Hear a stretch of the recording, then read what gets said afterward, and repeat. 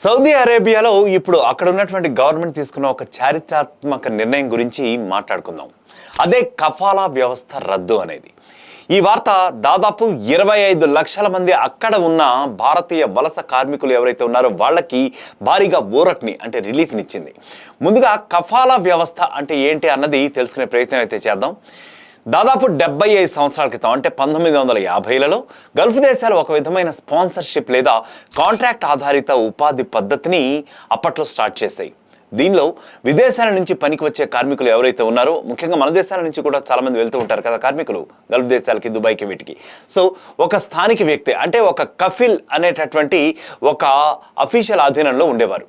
ఆ కఫిల్కి ఆ కార్మికుడి ఉద్యోగం అంటే వీసా, నివాసం, పాస్పోర్ట్ ఇవన్నీ కూడా ఆ కఫిల్ కంట్రోల్ చేస్తూ ఉండేవాడు. అంటే కార్మికుడు ఉద్యోగం మార్చుకోవాలన్నా లేదా గల్ఫ్ విడిచి బయటికి రావాలన్నా, కొత్త కంపెనీకి వెళ్ళాలన్నా ఆ కఫిల్ అనుమతి తప్ప ఏమీ చేయలేకపోయారు వాళ్ళు. అంటే ఆ కఫిల్ అనుమతి కంపల్సరీగా ఉండాల్సి వచ్చేది. దీంతో చాలామంది వలసదారులు ఒక రకమైన దోపిడీకి గురయ్యారు, బానిసత్వానికి గురయ్యారు.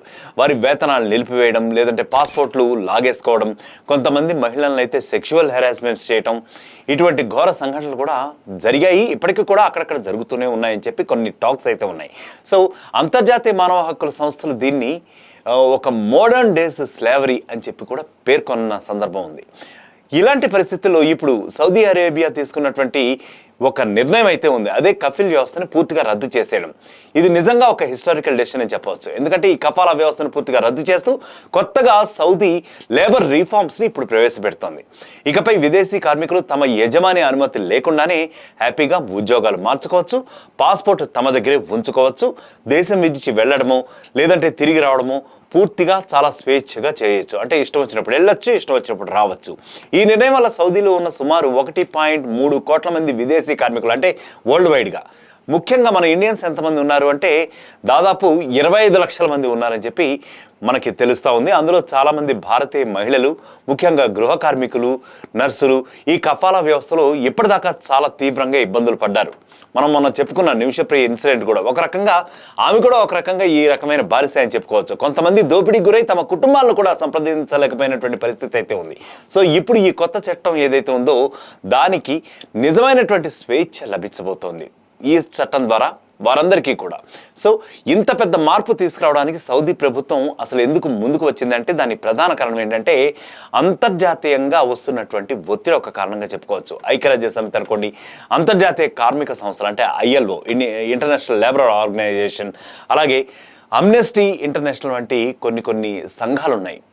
ఇవన్నీ కూడా చాలా సంవత్సరాలుగా సౌదీ, ఖతార్, కువైట్, ఒమెన్ వంటి దేశాలపై తీవ్రంగా పోరాటం చేస్తున్నాయి. ఈ కఫాలా వ్యవస్థను రద్దు చేయాలని ఒత్తిడి కూడా తీసుకువచ్చాయి.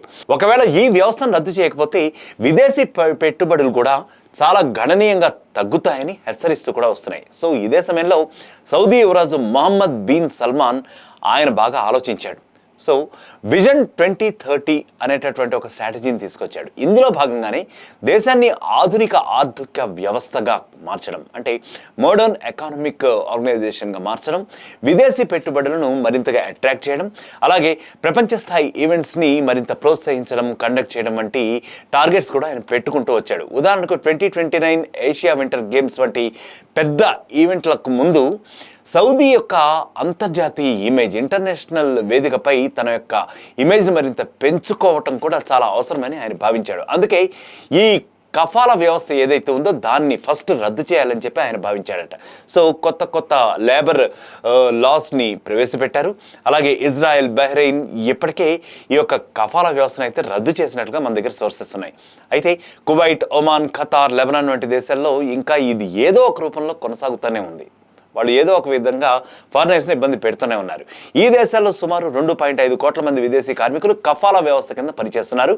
వీరిలో దాదాపు 75 లక్షల మంది మన ఇండియన్సే ఉన్నారు. కాబట్టి సౌదీ తీసుకున్నటువంటి ఇప్పుడు నిర్ణయం ఏదైతే ఉందో అది ఇతర గల్ఫ్ దేశాలకు కూడా ఒక ఇన్స్పిరేషన్గా మారే అవకాశం ఉంది. వాళ్ళు కూడా ఇంప్లిమెంట్ చేసే అవకాశం ఉందని కొంతమంది భావిస్తున్నారు. మొత్తానికి ఇండియా వరకు సంబంధించిన వరకైతే ఇది చాలా ముఖ్యమైనటువంటి ఒక డెవలప్మెంట్ అని చెప్పొచ్చు. ఎందుకంటే ప్రతి సంవత్సరం వేలాది మంది యువకులు సౌదీ, దుబాయ్, ఖతార్, ఒమాన్ ఇట్లాంటి దేశాలకు పని కోసం వెళ్తూ ఉంటారు. ఇప్పుడు ఈ కఫాలా వ్యవస్థ ఏదైతే ఉందో దాన్ని రద్దు చేయడంతో వారు మరింత సెక్యూర్డ్గా ఇంకా లీగలైజ్గా కూడా పని చేయగలరు అని చెప్పి చెప్తున్నారు. సో ఉద్యోగ మార్పులు అయితే సులభమవుతాయి. అంటే ఒక ఉద్యోగం నుంచి అక్కడి నుంచి అక్కడే వేరే ఉద్యోగానికి మారాలంటే కూడా అవి మరింత సులభం అవుతాయి.